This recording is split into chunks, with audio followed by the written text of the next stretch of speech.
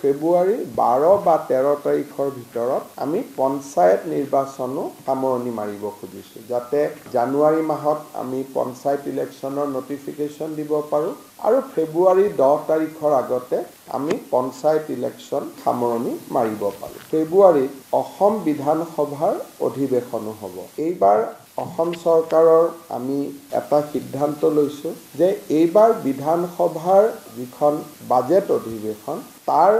এটা সেশন বা এদিন আমি কোকৰাঝাৰত কৰিব পাৰোঁ নেকি, কিন্তু তাত ৰাতি নাথাকি ৰাতিপুৱা গৈ গধূলি গুচি অহা, যাতে বহুত বেছি খা খৰচ কৰিব নালাগে, এটা মিতব্যয়িতাৰ মাজেৰে আমি কৰিব পাৰোঁ নেকি, যে আমাৰ বিত্তমন্ত্ৰীৰ বাজেটখন আমি কোকৰাঝাৰত কৰিব পাৰোঁ নেকি। যিহেতু বছৰটোৰ প্ৰথম সেশন হ'লে আমাৰ বাজেট পঢ়াৰ আগতে গভৰ্ণৰ এড্ৰেছ হয়, কিন্তু যদি এপ্ৰিলত সেশন নহয় ফেব্ৰুৱাৰীত হয় তেতিয়াহ'লে সেইটো বছৰৰ প্ৰথম সেশন বুলি ধৰা নাযায়। তেনেকুৱা ক্ষেত্ৰত ৰাজ্যপালৰ অভিভাষণ বা বিত্তমন্ত্ৰীৰ বাজেট কোনোবা এটা বিশেষ ব্যৱস্থা এইবাৰ আমি কোকৰাঝাৰত কৰি, যাতে দিনটো কৰি পেলাই আমি গধূলি কোকৰাঝাৰৰ পৰা উভতি আহিব পাৰোঁ, ৰাতি থকা মিলা বৃহৎ ব্যৱস্থা কৰিব নালাগে, কিন্তু কোকৰাঝাৰত এটা ছিগনিফিকেণ্ট কাম এটা যাতে কৰিব পাৰি, হয় ৰাজ্যপালৰ অভিভাষণ নহ'লে বিত্তমন্ত্ৰীৰ বাজেট বক্তৃতা, এই দুয়োটাৰ কোনোবা এটা